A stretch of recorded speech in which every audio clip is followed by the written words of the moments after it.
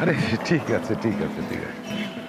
কি রে চুলটুলের কি অবস্থা করছো? কতদিন পরে দেখা তোর সাথে। বয়স হয়েছে না ভাই? হ্যাঁ বয়স হয়েছে।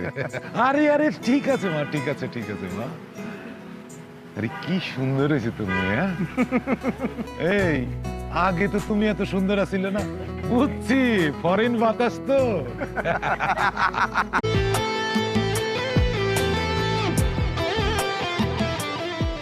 আজ এতদিন পর রিয়া আবার আমার কাছে ফিরে আসছে, কিন্তু এবারও আমি আমার ভালোবাসাগুলো রিয়াকে বলতে পারবো কিনা আমি জানি না।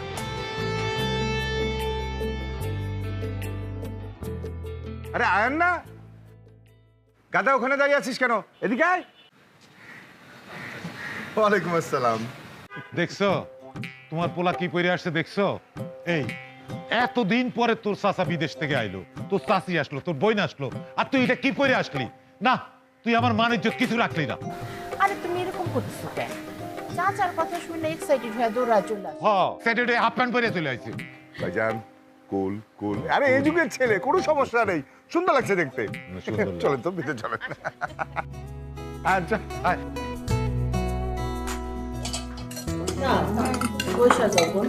না আপা, ওনাদের খাওয়া হোক, আমরা দুজনে একসাথে খাবো। আরে তুমি এত দূর থেকে জার্নি করে আসছো, এতক্ষণ থাকতে পারবা? বসো তো। আপা, আমরা তো ক্ষুধা নাই, আমরা দুজনে একসাথে খাবো না, ওরা খেয়ে নিক না। তোর ব্যবসা কেমন চলছে? ভালোই।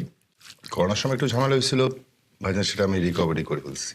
আলহামদুলিল্লাহ। আয়ান, তোর কি অবস্থা? কি করছিস এখন?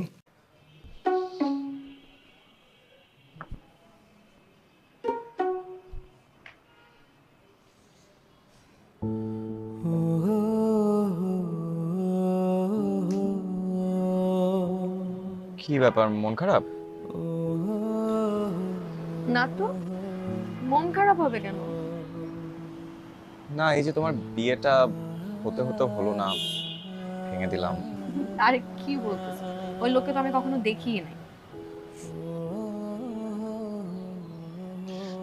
তাও আই এম রিয়েলি সরি।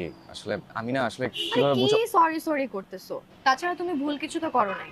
ওই লোকের চেহারা তুমি সবার সামনে এক্সপোজ করে দিছো। তুমি যেভাবে বলতেছো মনে হয় আমার বয়ফ্রেন্ডের সাথে বিয়ে হওয়ার কথা ছিল, সেই বিয়ে তুমি ভেঙে দিছো। বয়ফ্রেন্ডের সাথে বিয়ে ভেঙে দিলে কি রাগ করতা?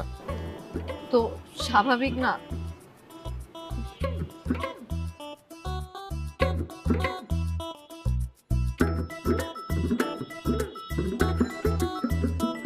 আচ্ছা রিয়া, তোমার কি আসলে কোনো বয়ফ্রেন্ড নেই? বয়ফ্রেন্ড থাকলে তুমি জানতা না? তোমাকেই তো বলতাম।